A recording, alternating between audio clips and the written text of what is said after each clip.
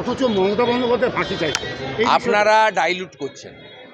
মৃতের পরিবার capital punishment মানে ফাঁসি চাইছে, কিন্তু মৃতের পরিবার যে অভিযোগটা করছে যে এটা একার কাজ নয়,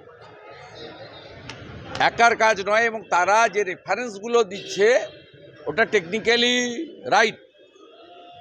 তারা ডিএনএর কথা বলছে যে ডিএনএতে মিক্সড এসেছে। মিক্সড মানে পার্টিকুলার একজনের নয়, সঞ্জয়ের মিলে থাকতে পারে কিন্তু মিক্সড, তার মানে মাল্টিপল নাম্বার অফ গুণস আর ইনভলভ, অনেকে যুক্ত এটাতে।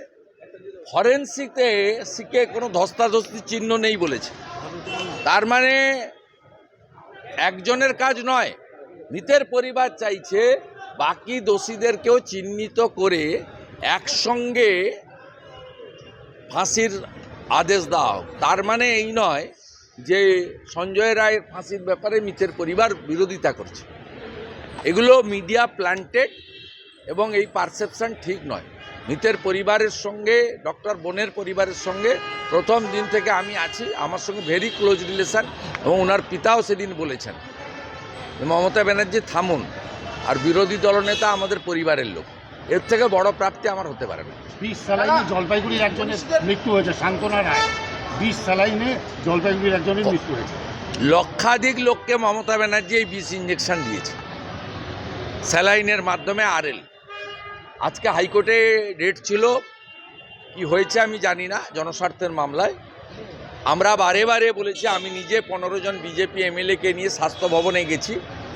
আমরা বলেছি কতজনকে 10ই ডিসেম্বর 2024 যখন আপনারা ইনফরমেশন পেলেন যে আরএল স্যালাইন হচ্ছে পয়জনাস, তখন থেকে কতজনকে পুশ করেছেন আপনারা সরকারি হসপিটালে, প্রাইমারি হেলথ সেন্টার থেকে স্টেট হসপিটাল, মেডিকেল কলেজ, তার তালিকা প্রকাশ করে সেই বাড়ির লোককে ইনফর্ম করুন, এবং তাদের ফিউচারের প্রোটেকশানের জন্য কিডনি ড্যামেজ হবে ডক্টরবাবুরা বলছেন, আমি বলছি না, এক্সপার্টরা বলছেন, আই এম নট এক্সপার্ট।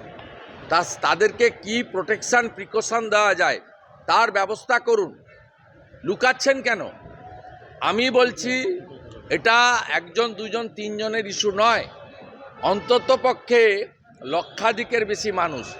আর এই আরএল যে পশ্চিমবঙ্গ ফার্মাসিউটিক্যাল, এরা মধ্যপ্রদেশের ইন্দোরে কারখানা ছিল, ওখানে ব্যান হয়। মুকুল ঘোষের নামে এফআইআর হয়, যে ডাইরেক্টর, ওখান থেকে বেল নিয়ে ইন্দোরের কারখানাকে শাটডাউন করে পশ্চিমবঙ্গে আসে। এখান থেকে 40 কিলোমিটার দূরে চোপড়াতে রাজ্য সরকারের সঙ্গে 15 সালে চুক্তি হয় যে এখানে যদি ওরা প্ল্যান্ট বসায় তার সমস্ত পারচেজ ওরা করবে, রাজ্য করবে। এই প্ল্যান্টটা তো মমতা ব্যানার্জি বসিয়েছে, হামিদুর রহমানকে দিয়ে বসিয়েছে।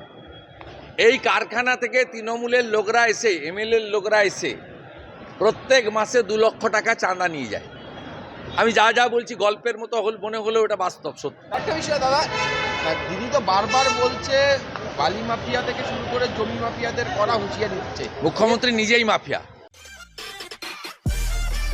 সব খবর সবার আগে পেতে আমাদের চ্যানেলটি সাবস্ক্রাইব করুন এবং পাশে থাকা বেল আইকনটিতে ক্লিক করুন, লাইক ও শেয়ার করুন।